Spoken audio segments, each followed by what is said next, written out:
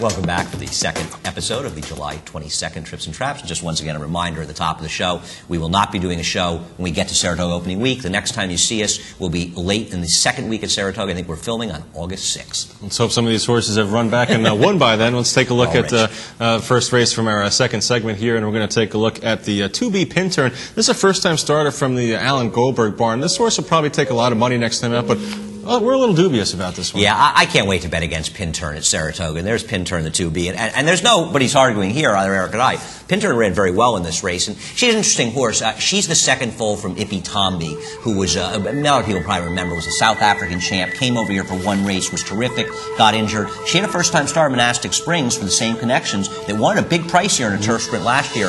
I don't think came back for a while, or maybe one race, but hasn't done anything of consequence. The problem I have with Pin Turn is you've got a super fast pace in a 6-furlong turf sprint, and while she ran well and ran at the end, she's going to stretch out up at Saratoga, and do you really want her going long? No, it's a little bit suckerish off this race here because you got these two horses on the front end here dueling through very fast fractions, 21-1, 44-2 the fractions here, so obviously the race is setting up for a horse to come from off the pace here, and Pin Turn you're going to see get on the screen a little bit here toward the back of the pack. Okay, you know, a few passes off the rail, but coming from this far back, I mean, you don't really want to be on the rail because you're going to run into traffic. You want to do this. You want to switch to the outside to get the clear run here, which Pin Turn does. Comes with a good finish late. We're not saying, as you said, that Pin Turn didn't run a good race, because she did here, but certainly you have to take the finish here with a grain of salt because of the fast pace. Yeah, I agree. And look, she is talented, and she is bred to go longer. So it's not like we're going to be shocked if she goes longer.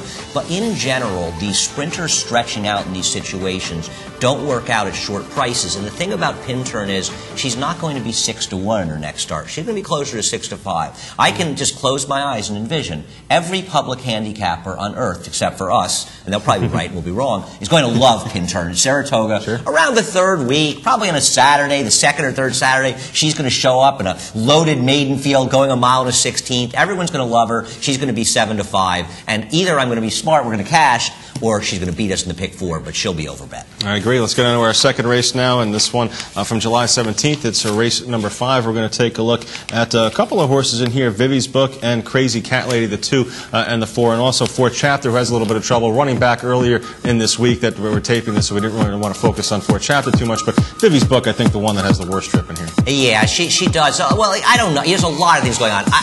Ultimately, the horse who finished second in this race, Sonic Sound, the one who's back second to last, the best horse in the race, but that's another discussion. What you had here was a monstrously slow pace on a very, very firm to hard turf course, which affects the races. And ultimately, when we get in the stretch, the whole field bunches up, a lot because of the slow pace and the nature of the race, because it kept the front runners in the race.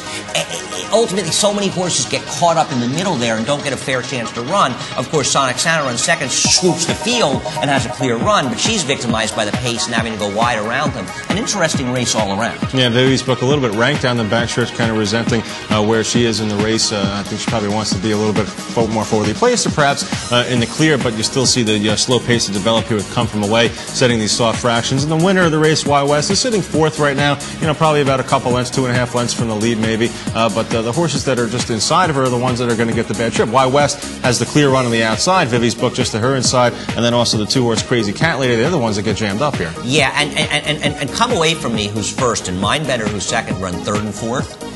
They're probably the second last and last, maybe worst horses in this race. I'm not trying to knock them, but in relative ability, they're not very good compared to this field. But because of the pace, they stick around. And I think that VIVI'S Book is more ranked because they're going so slowly that there's nothing they can do. I mean, I actually think that Edgar Prado did a terrific job. Was it Edgar Prado rode her or Koa rode her? He did a good job rating her and getting behind. It's not his fault what's going on in front of her. And, of course, as she tries to get out here, a couple things happen. Now, she's inside of horses. She will cut off 4th Chapter right here as she goes around, but of course she gets completely blocked with the winner in front of her, the 10 Y West, and the second place finisher Sonic Sound outside of her. Yeah, I agree. A very tough set of circumstances for VIVI'S Book to overcome here. You also got the 2-horse right to her inside, and that is Crazy Cat Lady. And I thought Crazy Cat Lady kind of runs into some traffic trouble here in the stretch as well. You're going to see VIVI'S Book really, rider can't ride her. Same thing with Crazy Cat Lady, both coming down to the finish here. I think both these horses compromised through the lane. Yeah, they are. You watch the head-on of the race, and some people watching this say, well, they had room to go through. through. They had room for split seconds. You're also asking horses to split horses, which is not the easiest thing to do in the stretch. And also, yeah, the window opens for a second. You want to go for it. It closes up. The horse hesitates, as many of them do. This was a race laden with dynamic problems for a lot of the horses and trip problems. All right, one more race to go, and we'll take a look at another turf race here, and this is another race for fillies and mares, the fifth race from July 19th, the maiden claimer on the grass. Let's take a look at the 4 triple tax exempt and the 1A Galaxy Love. Right, now the caveat of this race is not the strongest of fields, so if you're going to bet a horse out of this race, you'd like to see these same friends get together for a party, because new faces can beat them. But first of all, Galaxy Express, the first time, or Galaxy Love, I'm sorry, the first time starter, on the outside, and even though the pace looks contentious, the winner, $113 horse, is the 3, wires the field essentially. Galaxy Love goes the back of the pack. Now the good trip was triple tax exempt, a terrible dirt maiden trying the turf for the first time with a dam who is a multiple turf winner. She's in a good spot behind them, raying back there, but as you'll see in watching the race, she gets completely bottled up and loses all real chance. And she's a little bit rank right now, kind of resenting the restraint there a little bit, but still in a very good spot here behind this 3-way battle for the lead. I don't know if you can really call it a battle, 3-way positioning or jockeying for the lead, and 3 horse a word to the wise. The 55-to-1 shot that wins the race is still kind of vying for the lead here, but you see in behind triple tax exempt, and the 1A Galaxy Love just barely on the screen here. Galaxy Love is going to make a real big wide run that I think will have a lot of people looking to bet her second time out here, and you can just imagine what the trouble is going to be here for triple tax exempt, who's kind of behind horses here a little bit, kind of trapped in, got a horse to the outside, got a horse coming up the inside here, and things are going to close up real fast for the 4 triple tax exempt. Yeah, ultimately, it turns out if Cornelia Velasquez had gone to the rail riding her, it would have worked out. However, I like what Cornelia does sitting in the 2 path. Ultimately, this is the best move you can make. It doesn't work out this time. Galaxy Love makes that sort of premature sweeping move, and don't forget, into a pace that's sort of held in here.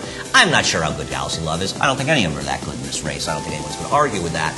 But in a different situation, it might work out better. Now, none of us know that we're going to run this race in Saratoga. We may not see these horses till we get back to Belmont. But of course, you can see now that triple tax exempt is basically bottled back into second to last behind horses. The same situation we saw in the first episode where horses got momentum on the outside and she lost position. Yeah, and here too, it looks like she took a little stumble there maybe or something like that with the horse right in front of her, trying to angle out for some running room, and you see the 7-horse code name giving her a blind switch there, trapped in between horses here. So a lot going wrong in the stretch for triple tax exempt, who had that good position down the backstretch. Remember, was sitting 4th, but at the top of the stretch was 7th in behind a wall of horses. Has a lot of stuff go wrong in the stretch and still manages a decent 5th place finish here. I think once she can move forward off it. Yeah, and also it was such a dramatically better effort for her than her dirt races where she was getting beaten 100 lengths. At least she ran a little. Not a killer field, but triple tax exempt is one in the same field, a similar field. I'd give her a chance. What about your horse, Galaxy Love? Do you think she'll run better? I don't know if she'll run better. It's always tough. I'm always a little bit leery of those horses that make the wide sweeping move, betting them just off that next time out. I just think sometimes they just, that's their one race. They're good for that race, and then they come up empty the next time. I think it's a tricky read. Big price on Galaxy Love. I'll give her another shot. Shortish kind of price. I'll let her beat me. Yeah, I'll pass on her. Triple tax exempt. We'll see where she runs, but I'm looking forward to her. Anyway, that does it for this episode of Trips and Traps. The last Belmont episode, Trips and Traps at NYRAinc.com. Keep the emails coming. We'd love to hear from you, and of course, we appreciate you watching the show, and we'll see you up in Saratoga.